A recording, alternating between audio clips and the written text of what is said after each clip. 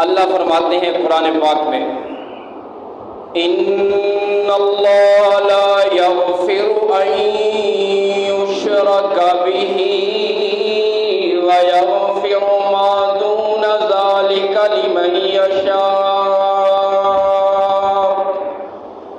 ومن یشرک باللہ فقد ضل ضلالا بعیدا۔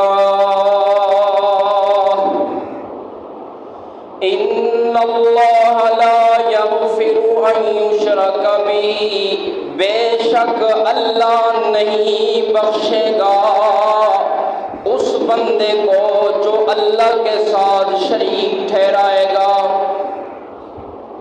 قطعی بات ہے، اللہ اس کی مغفرت نہیں کرے گا، کسی صورت میں اللہ اسے نہیں بخشے گا جو اللہ کے ساتھ ذات میں یا صفات میں کسی کو شریک ٹھہرائے گا۔ وَيَغْفِرُ مَا دُونَ ذَلِكَ لِمَن يَشَاءُ،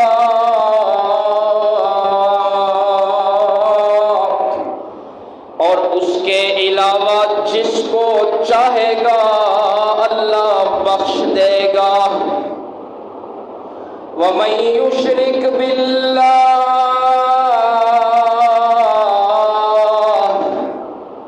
جس بندے نے، جس شخص نے، جس آدمی نے، جس انسان نے اللہ کے ساتھ شریک ٹھہرا لیا، فقد ضل، وہ گمراہی میں پڑ گیا، ضل ضلالا بعیدا، بہت دور گمراہی میں، بہت گہرے گمراہی میں۔ صرف گمراہی کا لفظ نہیں ہے بلکہ آگے فرمایا ضل ضلالا بعیدا، پہلے فرمایا ضل، وہ گمراہ ہو گیا، اور پھر فرمایا ضلالا بعیدا، گہری گمراہی میں دور جا کے وہ ٹپک گیا، دور جا کے گر گیا، اتنی گمراہی میں گر گیا کہ وہاں سے اب کسی صورت میں نکل نہیں سکتا۔ تو اس لیے سب سے بنیادی چیز ہے عقیدہ، اور اللہ کے ساتھ عقیدہ ٹھیک ہو بندے کا۔ اگر جس بندے کا عقیدہ صحیح ہوگا نا، اگر وہ گناہگار بھی ہے، اس نے زنا کیا ہے، والدین کی نافرمانی کی ہے، لین دین اور معاملات میں گناہ کیے ہیں، کتنے بڑے سے بڑے گناہ اس کے کیوں نہ ہو، اور وہ ان گناہوں کے ساتھ، گناہوں کے ہوتے ہوئے دنیا سے چل بسے، مگر وہ بندہ اپنی سزا تو کاٹ لے گا، سزا تو بھگت لے گا، مگر ایک نہ ایک دن وہ جنت میں ضرور جائے گا۔ اس پر دلیل وہ پیغمبر صلی اللہ علیہ وسلم کا فرمان ہے۔ آپ صلی اللہ تعالی علیہ وسلم ایک سواری پر سوار جا رہے ہیں، آپ صلی اللہ علیہ وسلم کے پیچھے حضرت معاذ رضی اللہ تعالیٰ عنہ بیٹھے ہیں۔ آپ صلی اللہ علیہ وسلم نے فرمایا یا معاذ، حضرت معاذ نے کہا لبیک یا رسول اللہ، آپ صلی اللہ علیہ وسلم نے پھر فرمایا یا معاذ، پھر حضرت معاذ نے کہا لبیک یا رسول اللہ، تیسری مرتبہ آپ نے فرمایا یا معاذ، حضرت معاذ نے فرمایا لبیک یا رسول اللہ۔ حضرت معاذ پیغمبر کے ساتھ ایک سواری پہ سوار ہے، دور نہیں ہے، بالکل ساتھ چمٹے ہوئے ہیں، پھر بھی آپ صلی اللہ علیہ وسلم نے 3 مرتبہ اسے آواز دی، اس وجہ سے کہ حضرت معاذ خوب متوجہ ہو جائیں۔ جب حضرت معاذ خوب متوجہ ہوئے، لبیک یا رسول اللہ، یا رسول اللہ میں حاضر ہوں، آپ کیا فرماتے ہیں؟ آپ صلی اللہ علیہ وسلم نے ارشاد فرمایا اے معاذ، جس بندے نے یہ کلمہ پڑھ لیا، یہ گواہی دے دی اشہد ان لا الہ इलाहा इल्लल्लाह व अशहदु अन्ना मुहम्मदन अब्दुहु व रसूलुहु, ये गवाही दे दी कि अल्लाह के सिवा कोई माबूद नहीं और मुहम्मदुर रसूलुल्लाह सल्लल्लाहु अलैहि वसल्लम अल्लाह के रसूल है, अल्लाह के बंदे हैं और उसके रसूल है। ये गवाही दे दी। आप सल्लल्लाहु अलैहि वसल्लम ने फरमाया हर्रमहुल्लाहु अलैहिन नार, उस पर जहन्नम की आग हराम है। यानी कि जो बंदा पैगंबर सल्लल्लाहु अलैहि वसल्लम के फरमान के मुताबिक आपने फरमाया कि जो बंदा ये गवाही दे दे कि अल्लाह के सिवा कोई माबूद नहीं और मोहम्मद रसूलुल्लाह सल्लल्लाहु अलैहि वसल्लम अल्लाह के रसूल हैं, तो जहन्नम की आग उस पे आराम है, वो जहन्नम में नहीं जाएगा। अब उलमा ने लिखा है कि जो बंदा जिसका अकीदा अल्लाह पे दुरुस्त होगा और वो अल्लाह की वहदानियत को मानता है, पैगंबर की रिसालत को मानता है और जितने तकाज़े हैं उनको पूरा करता है, मगर उस बंदे के और भी गुनाह हैं, अब क्या मामला होगा? तो फरमाया कि अब दो रास्ते हैं, या अदल का रास्ता है अल्लाह के या फजल का रास्ता है। और इसी को सुल्तान बाहू रहमतुल्लाह अलैह ने फरमाया कि अदल करें ते कम्मन ऊंचियां शाना वाले, ते फजल करे ते बख्शे जावन मैजे भी मुँह काले। फरमाते हैं कि अगर अल्लाह रब्बुल इज़्ज़त के अदल का मामला क़यामत के दिन हो गया तो बड़े बड़े नेक लोग, अम्बिया, रसूल, सहाबा, अवलिया, मुक्तदा, पेशवा, रहबर, रहनुमा और बड़े बड़े लोग, बड़े ईमान वाले, फरमाया वो भी कांप रहे होंगे क़यामत के दिन। मगर अगर क़यामत के दिन अल्लाह के फजल का मामला हो गया तो फरमाया कि फिर मेरे जैसे गुनाहगार बंदे, उनका भी बेड़ा पार हो जाएगा। तो अल्लाह तबारक व तआला ऐसे बंदे को जिसका अकीदा दुरुस्त है मगर गुनाह है, वो गुनाह दुनिया के अंदर उसकी सज़ा शुरू हो जाती है।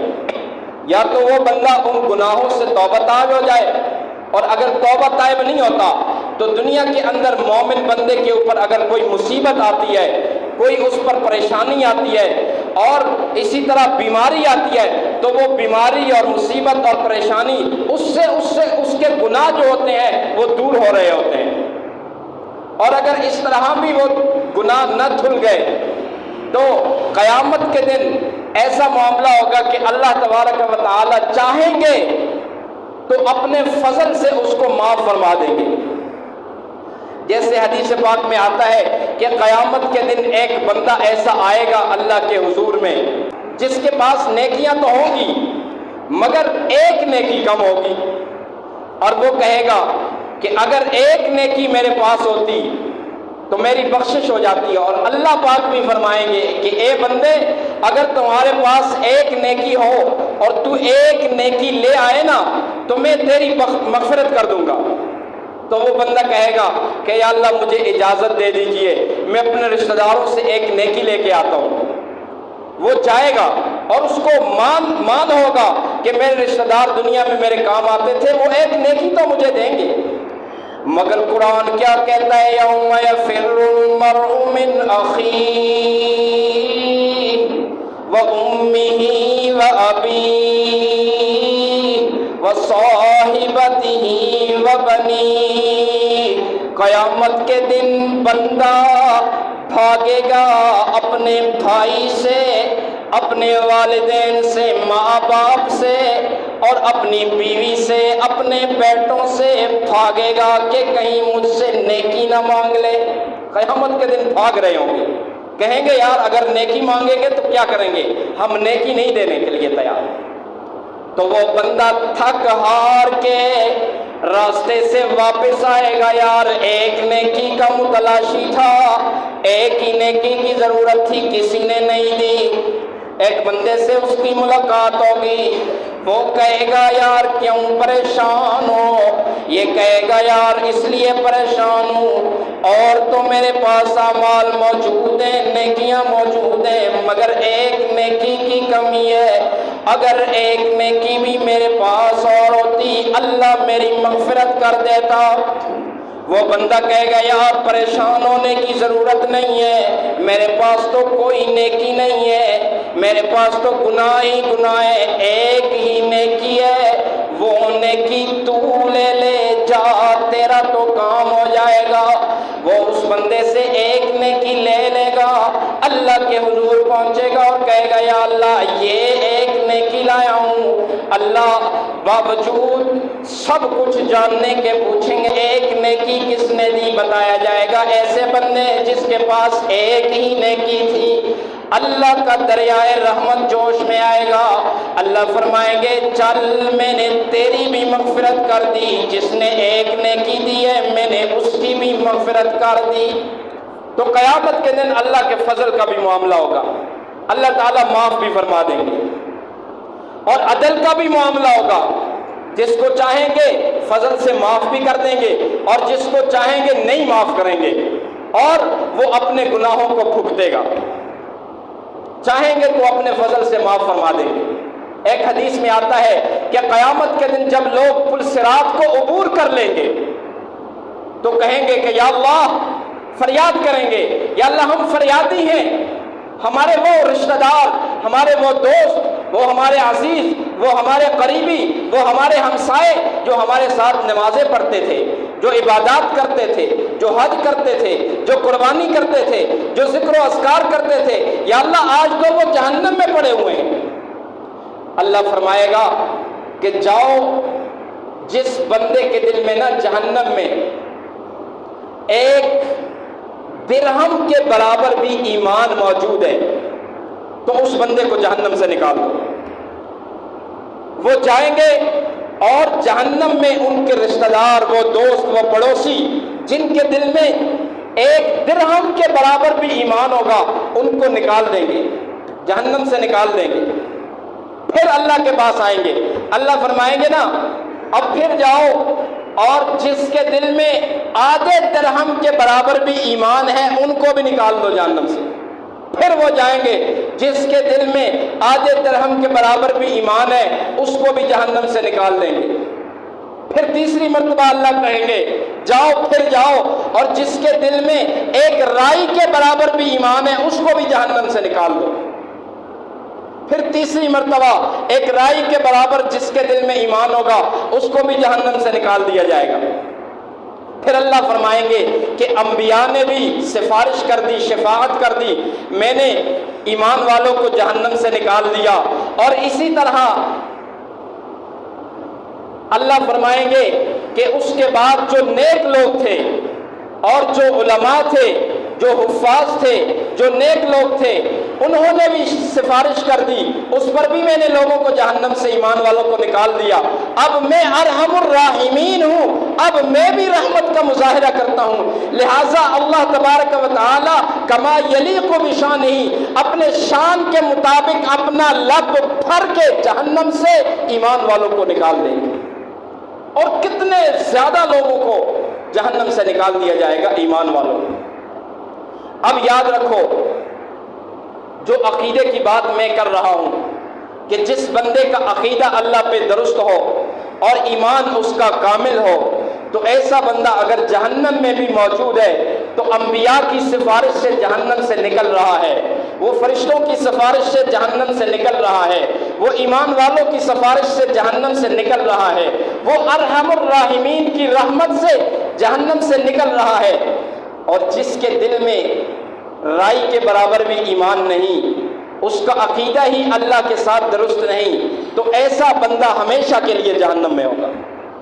ان اللہ لا یغفر ان یشرک بہ ویغفر ما دون ذلک لمن یشاء ومن یشرک باللہ فقد ضل ضلالا بعیدا۔ فرمایا کسی بھی طرح سے وہ جہنم سے نہیں نکلے گا جو اللہ کے ساتھ شرک کرے گا، شریک ٹھہرائے گا، اللہ کو بھی مانے گا اور اللہ کے غیر کو بھی مانے گا، ذات میں یا صفات میں اللہ کے ساتھ کسی نبی کو یا کسی ولی کو یا کسی غوث کو یا کسی کتب کو یا کسی ابدال کو، کسی زندے کو یا کسی مردے کو، کسی کو بھی اللہ کے ذات اور صفات میں شریک ٹھہرائے گا وہ ہمیشہ کے لیے جہنم میں رہے گا، کبھی بھی جہنم سے نہیں نکلے گا۔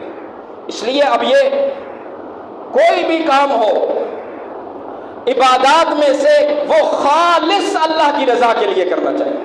ہمارا عقیدہ وہ خالص ہو اللہ کے ساتھ. ہم جو بھی عمل کریں، نماز ہو تو خالص اللہ کے لیے ہو. اور آپ صلی اللہ علیہ وسلم نے بھی یہی فرمایا کہ ان صلاتی، میری نماز، و نسکی، اور میری قربانی، و محیایا و مماتی، میرا جینا اور میرا مرنا، للہ رب العالمین، اللہ کے لیے.